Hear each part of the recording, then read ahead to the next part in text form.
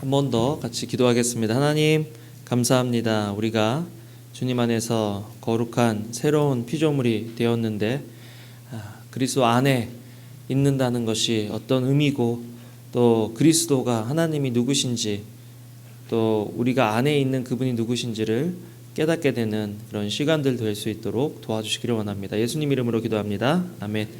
오늘 그 내용은 어떻게 보면은 강의 같은 내용이 될 수도 있고 이재철 목사님의 새신자반이라는 그 책에서 또 제가 많이 인용을 했습니다. 우리가 하나님을 믿는다고 하는데 믿는 그 하나님을 정확하게 알고 있느냐, 또 우리가 스스로 알고 있는 하나님이 아니라 성경에서 말하고 있는 하나님이 누구신가라는 것들을 우리가 명확하게 알아야 할 필요가 있기 때문에 오늘 하나님에 대해서 또 예수님에 대해서 성령님에 대해서 말씀을 드리도록 하겠습니다. 주님 안에서의 거듭남이 거룩한 삶의 시작이다. 한번 같이 읽어볼까요? 시작. 주님 안에서의 거듭남이 거룩한 삶의 시작이다. 우리가 어떻게 거룩한 삶을 살 수 있을까? 거룩한 삶은 구별된 삶이고 또 구별된다는 게 나쁘게 구별되어서는 안 되죠. 좋게 구별되어야 하는데 우리의 노력만 가지고는 안 된다는 것을 알아야 합니다. 거룩한 삶을 살려고 노력했던 사람들을 그들의 간증을 들어보면 자기 힘으로는 되지 않더라 하는 그런 고백을 하게 됩니다. 태어나면서부터 좀 더 의지적이고 좀 더 선하고 좀 더 나은 사람이 있다는 것을 살면서 매번 느끼게 됩니다. 그래서 아무리 발버둥치고 노력을 해도 그 사람을 따라가기가 힘들다라는 것들을 경험하게 되는데요. 그런 상황에서 우리가 거룩해야 된다는 것은 어떤 의미인가? 의지가 있고 태어나면서부터 좋은 환경 속에서 산 사람이 좀 더 나은 사람이냐, 좀 더 거룩하게 살 수 있는 사람이냐? 그러면 공평하지가 않잖아요, 그죠? 안 좋은 상황에서 안 좋은 환경 속에서 태어난 사람들은 그럼 어떻게 거룩해질 수 있느냐? 성경은 우리가 그리스도 안에 있으면 새로운 피조물이다. 그리스도 안에 있으면 새롭게 된다, 거룩하게 된다라고 말씀하고 계십니다. 예수님 안에 거한다는 것 어떤 의미일까? 이 안에 있다라는 것은 참 성경에 많이 표현되는 표현 중에 하나예요. 그리스도가 하나님 안에 계시고 성령님이 하나님 안에 계시다는 표현이 참 많이 나옵니다. 요한복음 17장 21절 같이 한번 읽어보겠습니다. 시작. 아버지여, 아버지께서 내 안에 내가 아버지 안에 있는 것 같이 그들도 다 하나가 되어 우리 안에 있게 하사 세상으로 아버지께서 나를 보내신 것을 믿게 하소서. 여기서 보면 하나님 예수님께서 어떻게 그렇게 거룩한 삶, 능력 있는 삶, 세상과는 구별된 삶을 사실 수 있었느냐? 먼저는 예수님께서 아버지 안에 계셨기 때문이다. 하나님 아버지 안에 계셨고 하나님 아버지는 예수님 안에 계셨다. 그리고 예수님을 믿는 우리가 하나님 안에, 우리 안에, 하나님 예수님 안에 거하기를 원하신다. 성령님은 이분들 안에 계시는 영이죠. 고린도전서 2장 10절에서 11절 읽겠습니다. 시작. 오직 하나님이 성령으로 이것을 우리에게 보이셨으니 성령은 모든 것 곧 하나님의 깊은 것까지도 통달하시느니라. 사람의 일을 사람의 속에 있는 영 외에 누가 알리요? 이와 같이 하나님의 일도 하나님의 영 외에는 아무도 알지 못하니라. 우리가 어떻게 하나님을 알 수 있고 하나님의 마음을 알 수 있느냐? 하나님 안에 있는 그 영이 우리 속에 알려주셔야 알 수 있다라는 거죠. 그래서 우리는 그리스도 안에 하나님 안에 있다라고 할 때 이 삼위일체의 하나님을 아는 것입니다. 삼위일체의 하나님을 믿는 것입니다. 예수님 따로 하나님 따로 성령님 따로가 아니라 그 하는 펑션이나 나타나지는 모습은 우리에게 다를지라도 그분은 한 분 하나님이시다라는 것들을 우리가 이해를 하던 아니면 믿든 그렇게 신앙생활을 해야 된다라는 거죠. 첫 번째 하나님이 누구신지를 아는 것이 중요합니다. 하나님은 보이지 않는 아버지 하나님이시다. 표현이 아버지인데 어떻게 안 보이냐, 그죠? 그런데 성경은 하나님에 대해서 기록할 때 자주 이렇게 기록합니다. 읽어보겠습니다. 골로새서 1장 15절 읽겠습니다. 시작. 그는 보이지 아니하는 하나님의 형상이요 모든 피조물보다 먼저 나신 이시니 보이지 않는 하나님이다. 예수님은 보이지 않는 하나님의 형상, 보여지는 모습이다, 이미지다라고 얘기합니다. 하나님을 보지 못하는 이유는 죄 때문이죠. 아담과 하와가 에덴 동산에 있을 때 죄를 짓기 전에는 하나님을 대면하고 하나님과 보고 하나님과 교제를 했는데, 죄를 지은 다음에는 하나님을 볼 수 없어서 숨었고, 그 후로 인간이 하나님을 볼 때는 죽게 되는 거죠. 로마서 3장 23절 같이 읽어볼까요? 시작. 모든 사람이 죄를 범하였음에 하나님의 영광에 이르지 못한다. 그런데 하나님의 영광에 이르지 못할 뿐만 아니라 죄인이 하나님을 보게 되면, 거룩하신 하나님을 보게 되면 죄인된 우리가 죽는다는 거죠. 출애굽기 19장 21절 같이 읽어보겠습니다. 시작. 그래서 모세에게 이르시되 내려가서 백성을 경고하라. 백성이 밀고 들어와 나 여호와께서 와서 보려고 하다가 많이 죽을까 하노라. 지금 모세가 이제 조금 있으면 하나님과 만날 수 있다라고 얘기했는데, 호기심으로, 궁금함으로, 단지 그런 이유로 하나님을 보려고 가려고 했던 사람들은 죽게 된다라고 하나님께서 말씀하셔서 아예 백성들에게 얘기를 해서 오지 못하도록 하나님께서 그렇게 막으시더라는 거죠. 어떻게 우리가 하나님을, 보이지 않는 하나님을 알 수 있느냐?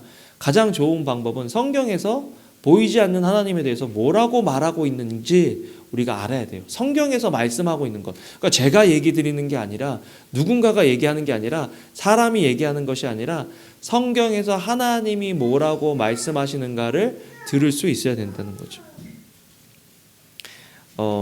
그래서 성경에서, 이거 제가 얘기하는 것들이 아니라 성경에서 하나님에 대해서 뭐라고 얘기하고 있는지 창세기 안에서 이재철 목사님이 많이 뽑아 놓으셨는데, 저도 그것을 바탕으로 좀 정리를 해보았습니다. 첫 번째, 하나님은 창조주 하나님이시라는 것입니다. 태초에 하나님이 천지를 창조하셨다. 여러분, 저는 할아버지를 보지 못했거든요. 할아버지가 제가 태어나는 해에 돌아가셨어요. 외할아버지. 친할아버지는 그보다 먼저 돌아가시고. 그런데 누군가가 저에게 와서 너에게 할아버지가 있느냐라고 얘기할 때, 나에게 할아버지가 있는데? 근데 너 할아버지를 봤어? 아니, 난 할아버지를 보지 못했는데? 네가 어떻게 할아버지가 있는 줄 알지? 할아버지가 계시니까 제가 있는 거죠. 그죠? 이 세상의 천지 만물도 마찬가지라는 것입니다. 누군가 우리를 만드신 분이 있기 때문에 우리가 존재한다라는 거 알아야 돼요. 그래서 창세기 1장 1절에 시작되는 그 본문도 같이 한번 읽어볼까요? 너무 잘 알죠? 시작. 태초에 하나님이 천지를 창조하시니라. 선포하고 있어요. 여러분, 제가 삼열이가 제 아들입니다라고 여러분들에게 막 볼 때마다 설명을 하면 여러분들이 저를 좀 의심할까요? 안 할까요? 네. 그냥 삼열이는 제 아들이라고 선포하는 거지 설명하지 않습니다. 네. 하나님께서도 창세기에 내가 어떻게 무슨 걸 해가지고 창조했다라고 설명하지 않고 그냥 태초에 하나님이 천지를 창조했다라고 선포하고 계시는 것입니다. 창조주 하나님을 우리는 믿는 거고, 성경은 하나님이 창조주 하나님이라고 말하고 있습니다. 그런데 그 창조주 하나님이 우리와 어떤 관계냐?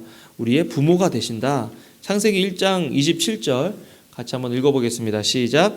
하나님이 자기 형상 곧 하나님의 형상대로 사람을 창조하시되 남자와 여자를 창조하시고. 하나님이 남자와 여자를 창조하셨다 그랬는데, 이 창조하심 그 속에 남성과 여성성, 하나님의 특성이 남자와 여자 속에 들어가 있는데, 여러분, 저는 이 말씀을 부모와 자녀로 생각해 봤어요.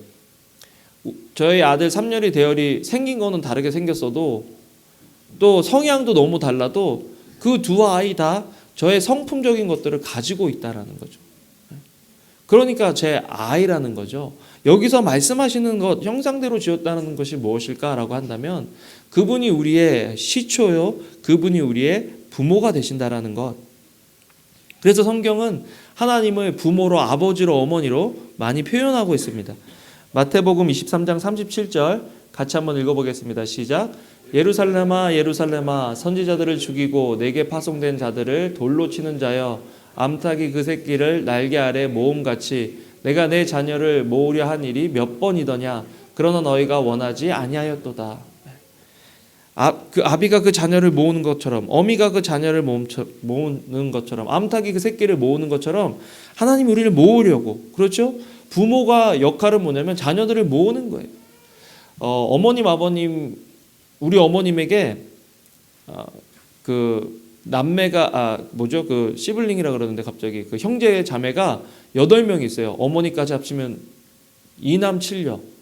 할머니가 아들 낳으려고 계속 낳다 보니까 7째 아들 낳고 9째 아들 낳고 그건 다 딸인 거예요.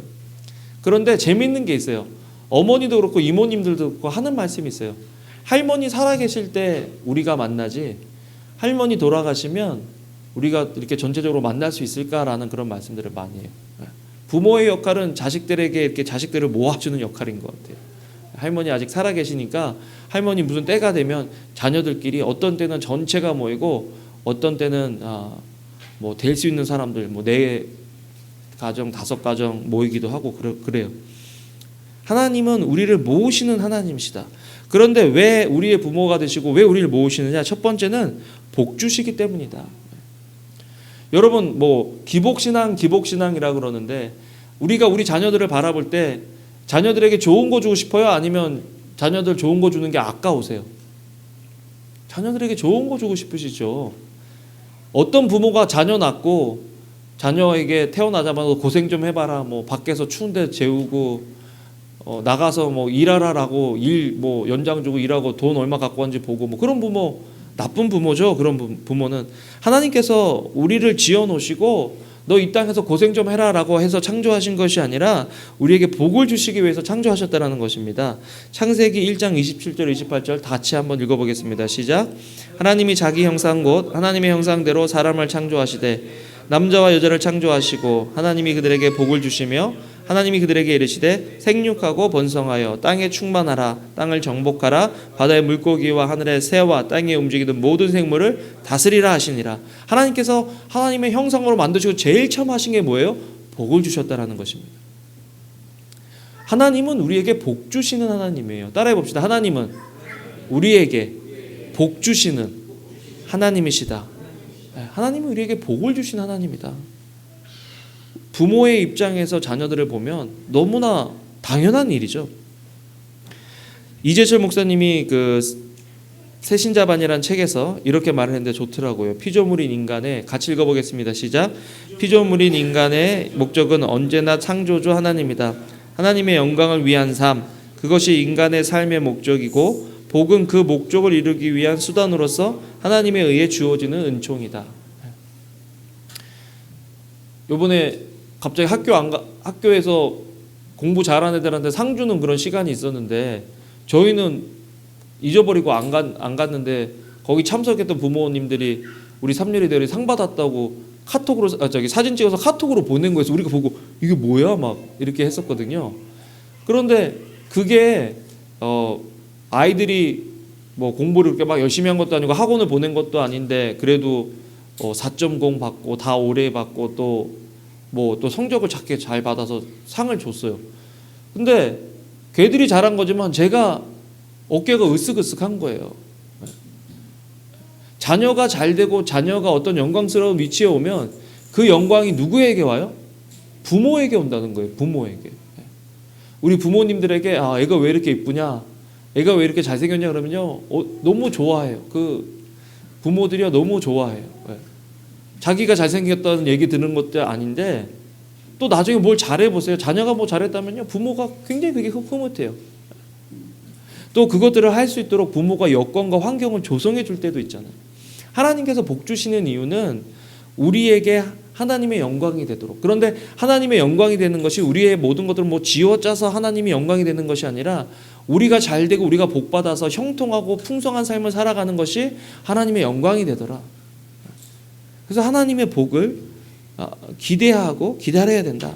또 하나님은 어떤 하나님이냐? 우리를 훈련시키시는 하나님이시다. 부모님이시다. 하나님께서 복을 주시지만 그 복을 받고 그 복을 누리고 그 복을 나누기 위해서는 훈련이 필요해요. 자꾸 삼열이가 요즘 운전에 관심을 가지고 자기는 언제 운전을 하나 그런 생각을 해요.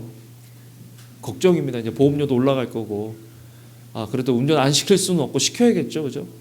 분명히 사고도 몇 번 나서 보험료도 올라간다는 소문이 많던데 어떻게 하나? 근데 주고 싶어요.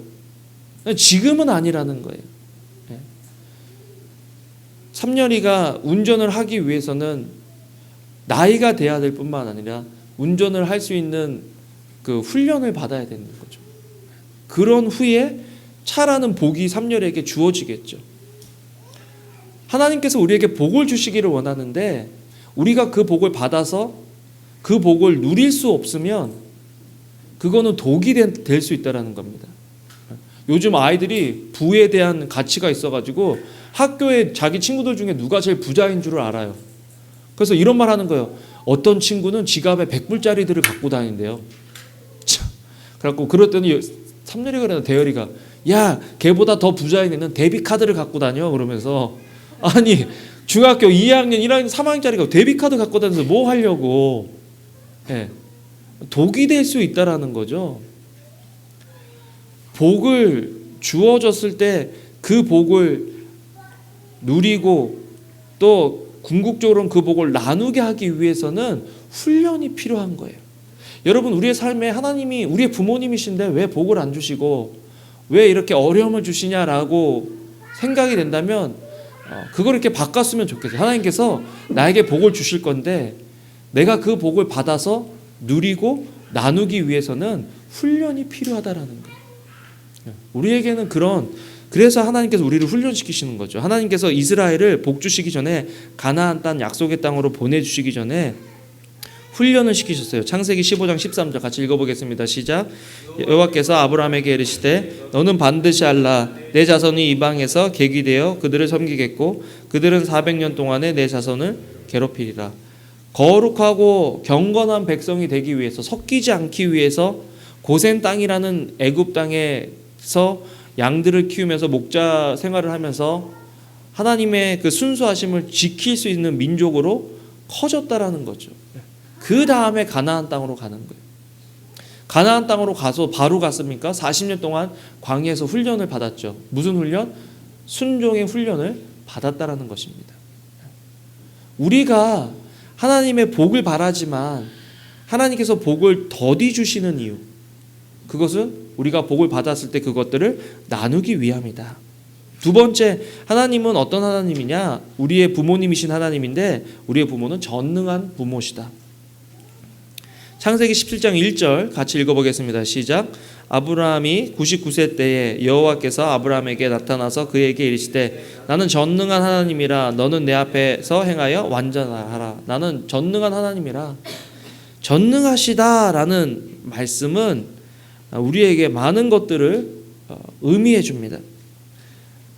여러분 누구 앞에서 완전하라라는 말, 여기 보면 내 앞에서 완전하라라는 말이 저는 처음에 그런 말인 줄 알았어요. I'm watching you. 너 내가 보고 있으니까 너 완전해야 돼. 그렇게 해석을 이때까지 그렇게 생각했었는데 그 이재철 목사님 책을 읽으면서 목사님이 그렇게 해석하시는 거예요. 내 백이 돼주신다. 누군가의 백그라운드가 돼주신다. 여러분 그런 거 보신 적 있어요? 새끼곰 한 마리가 엄미랑 떨어져서 놀다가 마운틴 라이언이 퓨마가 공격하려고 이렇게 딱 나온 거예요. 그래갖고 이 새끼곰이 막 죽을 고생을 해요. 강물 내려가고 뭐 겨우 이런데 퓨마는 계속 따라오고 그래갖고 얘가 나중에는 더 이상 도망갈 수 없고 지치니까 조그만 그 곰이 확 하면서 마운틴 라이언한테 막 해요. 말도 안 되는 거죠. 뭐 이렇게 따지면 뭐 정모가 저한테 와서 이렇게 하는 거랑 똑같은 거죠. 그런데 갑자기 퓨마가 그렇게 하는 걸 보고 도망가요. 왜 그럴까 했더니 나중에 큰 화면으로 보여주는데 그 새끼 곰 뒤에 아빠 곰이, 엄마 곰이 이만한 곰이 막 하고 있으니까 퓨마가 보고 도망가는 거예요. 너희는 나의 앞에서 행해서 완전하라라는 하나님의 말씀은 하나님이 우리 삶 속에서 그런 백그라운드가 되어주신다는 거예요. 우리가 인식하든 인식하지 못하든 하나님이 우리 뒤에서 백그라운드가 되어주신다. 야, 너 빽 있어? 너 좀 빽 좀 있나 봐? 군대에서 제일 많이 듣는 말이 뭐 빽이 있냐라는 말인데, 우리에게는 하나님 빽이 있다. 따라해 봅시다. 우리에게는 하나님 빽이 있다. 하나님이 우리 빽인 거예요. 아멘? 네, 하나님이 우리를 보호하시고 지켜주시는데 우리를 누가 해야겠느냐? 그런데 이 전능하신 하나님이 하시는 일이, 첫 번째, 예배하신다. 전능하신 하나님이 예배하신다. 창세기 22장 13, 14절, 하나님을 믿고 하나님의 말씀에 순종하는 이 어려운 상황 속에 아들을 바치라고 하는데 그게 쉽겠습니까?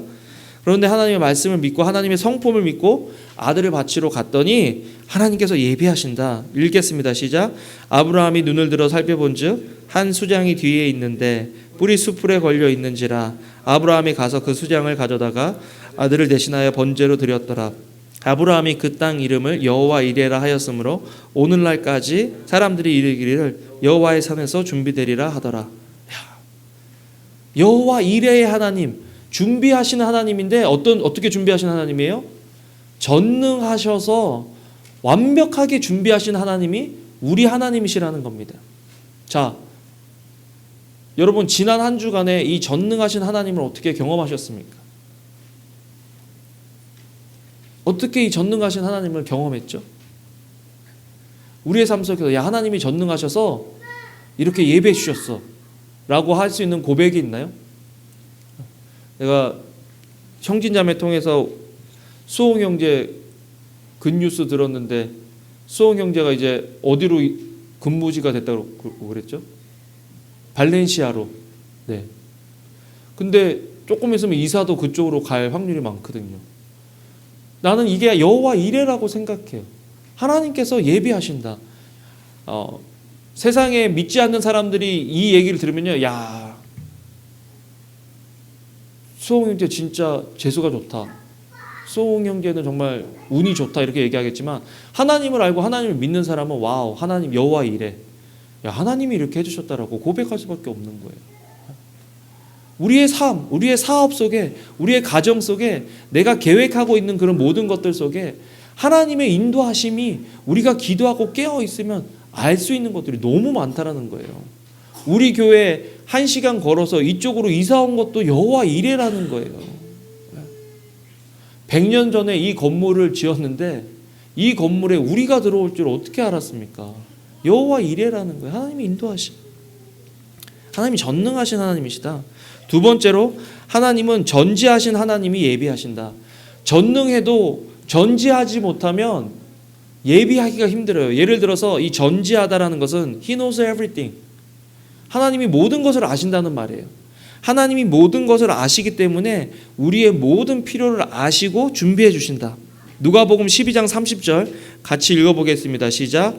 이 모든 것은 세상 사람들이 구하는 것이라 너희 하나님께서는 이런 것이 너에게 있어야 할 것을 아시느니라. 하나님은 내 필요를 다 아신다라는 거예요. 따라해 봅시다. 하나님은 나의 필요를 다 아신다. 그래서 비록 내 때에 내 방법으로는 이루어지지 않을지라도 하나님의 때에 하나님의 방법으로는 반드시 이루어질 것으로 믿으시길 바랍니다. 내가 기대하고 기다리는 것들 내 때에 내 방법대로는 안 돼도 하나님은 전지하시기 때문에 나에게 가장 좋은 때에 이루어 주실 거라는 거죠. 세 번째로, 하나님은 언제나 우리와 함께 하시는 부모님이다. 그런데 전지하고 전능하신 하나님이 좋은데 우리와 함께 해주시지 않으면 그게 무슨 소용이에요? 그죠?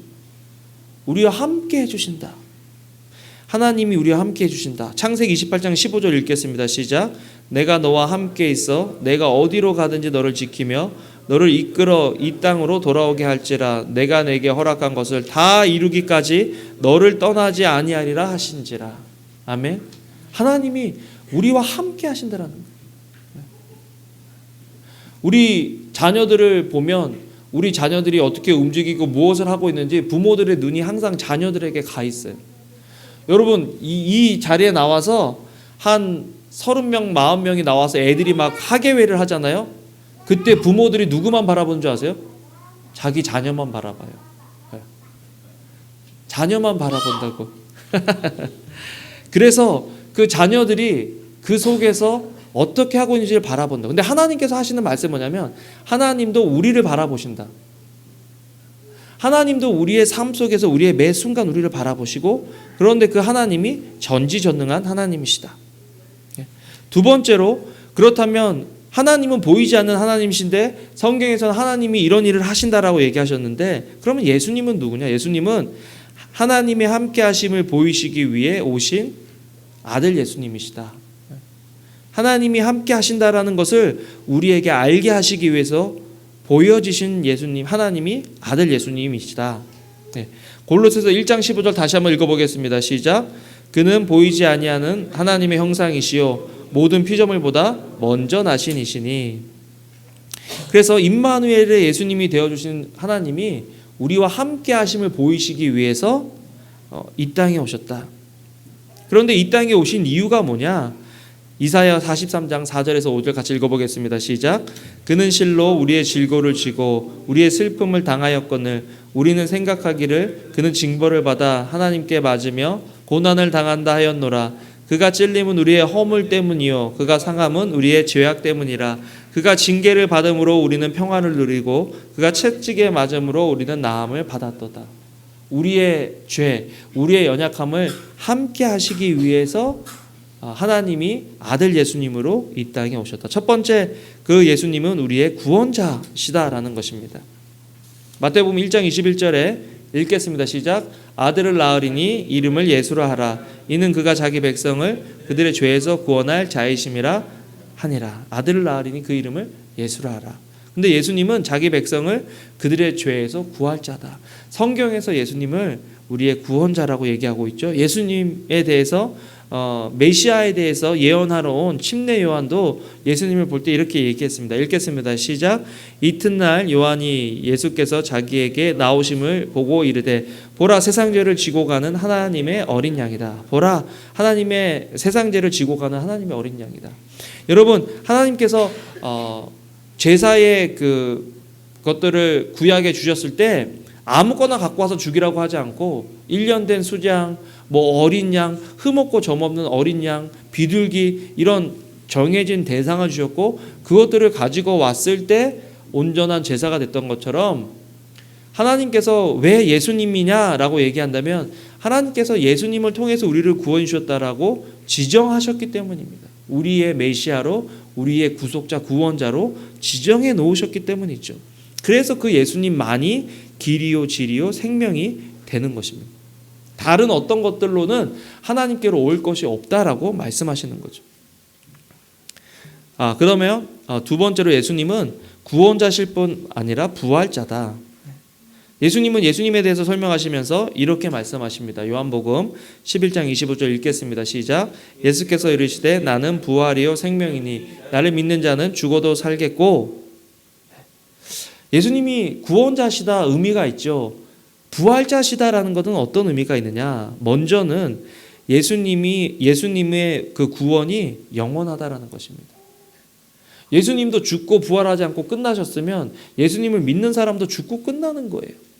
그런데 예수님은 죽고 부활하셨기 때문에 예수님처럼 예수님을 믿고 죽은 사람은 부활하겠고 무릇 살아서 예수님을 믿는 사람은 영원히 죽지 않는다라고 말씀하시는 것입니다. 두 번째로 예수님이 부활하셨기 때문에 예수님께서 하신 말씀의 영향력이 영원하다라는 것입니다. 세 번째로 예수님은 참 인간이시다. 예수님이 신이냐, 예수님이 인간이냐라는 이것을 어떻게 받아들이는가에 따라서 이단들이 굉장히 많이 나왔어요. 그런데 성경에서는 예수님이 참 인간이시고 예수님이 참 하나님이시다라고 이야기합니다. 마태복음 16장 13절 읽어보겠습니다. 시작. 예수께서 빌립보 가이사랴 지방에 이르러 제자들에게 물어 이르시되 사람들이 인자를 누구라 하느냐? 인자를 누구라 하느냐? 예수님 자신을 얘기할 때 Son of Man, 인자를 누구라 하냐? 인간이다라고 얘기합니다. 나는 인간이 아니야, 나는 신이야라고 얘기하시는 것이 아니라 이 땅에 살면서 나는 하나님의 아들이야라고도 얘기하시지만 Son of Man이라고 말씀하십니다. 예수님은 인간이시죠. 왜 인간으로 오셨어야 되느냐? 첫 번째, 우리를 이해하시기 위해서. 히브리서 2장 18절 읽겠습니다. 시작. 그가 시험을 받아 고난을 당하셨은즉 시험 받는 자들을 능히 도우실 수 있다. 우리의 연약함을 아신다. 우리가 시험 당한 이유를 아신다. 두 번째로 예수님께서 오신 이유는 진정한 모습, 야, 하나님께서 인간을 만드셨을 때는 이 모습이었어. 첫 번째 아담이라고 그러고 예수님을 그 다음에 아담이라고, 둘째 아담이라고 하는데, 그렇게 표현한 이유가 첫 번째 아담이 타락해서 진짜 인간의 모습, 진짜 우리의 형상이 어떤 모습인지를 우리가 잊어버렸기 때문에 하나님께서는 예수님을 통해서 진짜 인간의 모습, 내가 처음에 인간을 만들었을 때의 모습은 이런 온전한 모습이었다라는 그 모습을 우리에게 보여주시기 위함이었다. 고린도전서 15장 45절 읽어보겠습니다. 시작.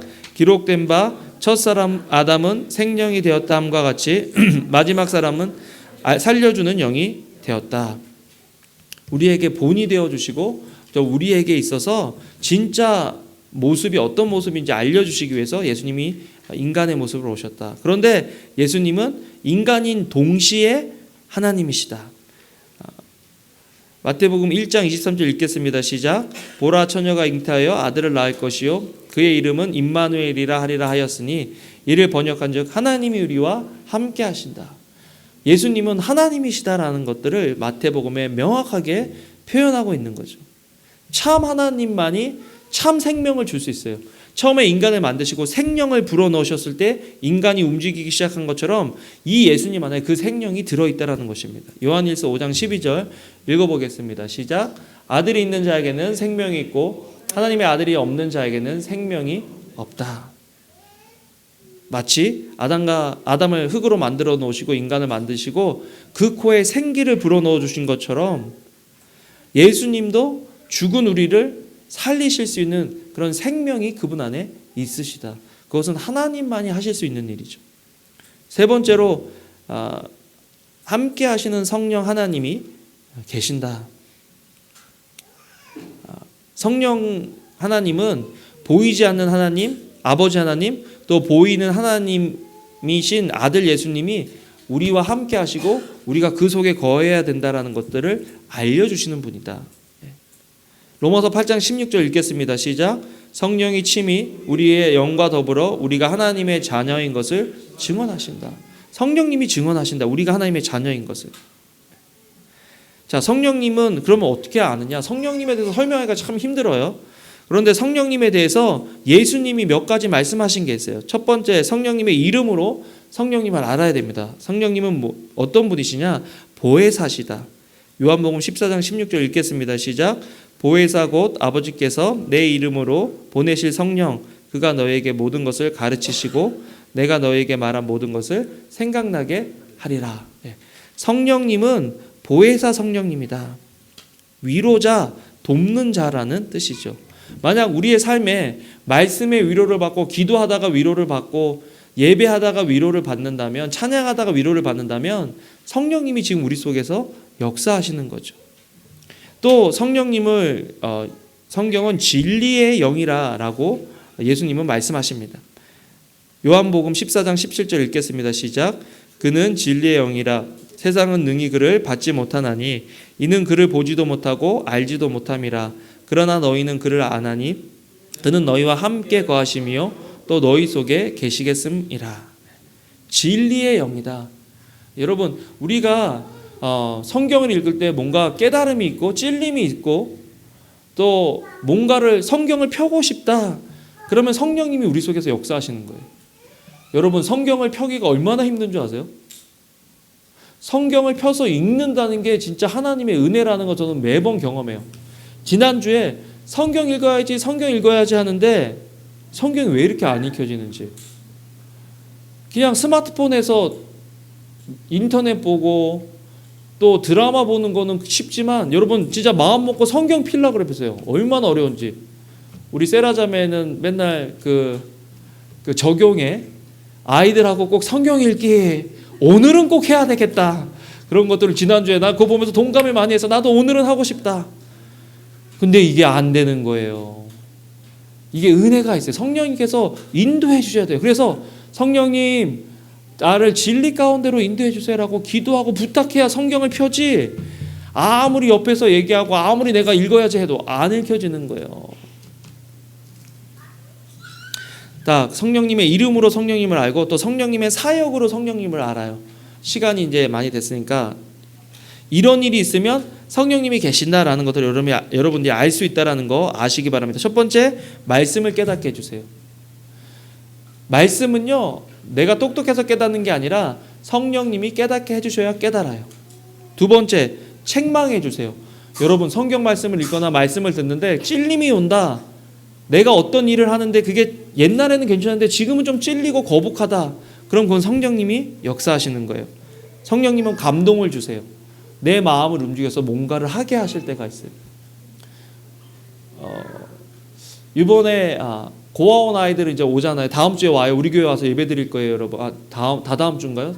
다다음 주구나. 다다음 주에 와서 예배 드리는데 여러분 마음에 그 아이들을 위한 감동이 있으면 뭐 헌금을 하셔도 좋고, 그 아이들한테 직접 돈 주지 말래요. 뭐 보고 야 힘들지 하면서 돈 주지 말고, 그 아이들을 돕고 싶으면 헌금을 하시든지 그 아이들을 돕는 사역을 하시는 목사님에게 후원을 해주시는 분들이 됐으면 좋겠어요. 이번에 3명이 오거든요. 근데 1명은 약간 정신지체가 있는 아이를 데리고 오세요. 2명은 그냥 평범한 아이들인데 1명은 장애를 가지고 있는 아이를 데리고 오시는데, 우리가 그때 삼촌처럼, 형처럼, 엄마처럼, 아빠처럼, 우리 3년이랑 나이가 똑같아요. 오는 애들이. 그러니까 마음이 더 움직이는 거예요, 걔들한테. 애들 좀 잘 해주고 싶다라는 생각이 있어서 걔들이 우리 생각하면 마음이 따뜻해지는 그런 일들을 우리가 좀 하면 좋겠어요. 그래서 여러분 돕고 싶으면 알려주세요. 어떻게 도울지. 주일 예배 마치고 아이들하고 저거 타러 갈 거거든요. 그 고칼트 같은 그 운전하는 조그만 차 있잖아요. 그거 운전하면서 같이 애들하고 좀 놀려 그래요. 토요일 날은 식스플래그 가고, 금요일 날은 UCL이랑 USC. 지난번에도 말씀드린 것처럼 그렇게 학교 보고 미국 본 애가 이번에 서울대 지원을 했어요. 꿈이 없던 애가 꿈이 생긴 거예요. 그래서 그런 일들을 우리가 공동체적으로 좀 같이 하면 좋겠다. 세 번째, 성령님이 하시는 일은 위로하시는 일이에요. 또 성령님은 소망을 주시고, 성령님은 치유하세요. 그리고 성령님은 자유를 주세요. 자유함을 주세요. 또 성령님은 능력을 주시죠. 여기에 대해서 더 설명하고 싶은데 다음 시간에 아니면 하든지 오늘 요까지만 하고, 우리가 하나님 안에 거할 때 거룩해진다라고 했는데, 아버지 하나님 안에, 예수 아들 하나님 안에, 성령님 안에 내가 지금 어떻게 거하고 있고 그 하나님을 내가 어떻게 경험하고 있는지 한번 점검해보고 돌이켜보면 좋겠어요. 전능하신 하나님이, 전지하신 하나님이 지난주 나의 삶 속에서 어떻게 인도해 주셨는지, 그 하나님을 나는 어떻게 찾고 불렀는지, 함께 하신다는 그 아들 예수님이 나에게 어떻게 경험되어졌는지, 성령님의 역사하심이 내 삶 속에서 어떻게 나타났는지 한번 점검해 보시면서 우리가 하나님 안에 거하고 있는지 점검해 보면 좋겠습니다. 말씀을 맺겠습니다. 거룩한 삶은 참 하나님과 동행하는 삶이에요, 여러분. 그래서 오늘 이렇게 제가 강의식으로 여러분들에게 쭉 하나님이 누구신가라고 말씀드린 이유는 이런 하나님과 동행할 때 이런 일들이 일어날 수 있다는 것들을 여러분들에게 알려드리기 위함이었어요. 그래서 오늘 말씀을 통해서 하나님과 더 가까워지시고 하나님을 경험하는 여러분들 되시기를 주님의 이름으로 축원합니다. 기도하겠습니다. 하나님 감사합니다. 하나님과 깊이 있게 동행하며 우리의 삶 속에 보이지 않는 하나님이 믿어지게 되고, 또 우리와 함께 하시기 위해서 오신 보이시는 그 하나님 아들 예수님이 우리 속에서 믿어지고, 또 그 하나님이 믿어지도록 우리 속에서 역사하시는 성령님의 역사하심, 인도하심을 경험하는 저희들 될 수 있도록 주여 은혜를 더하여 주시옵소서. 감사합니다. 예수님 이름으로 기도합니다. 아멘.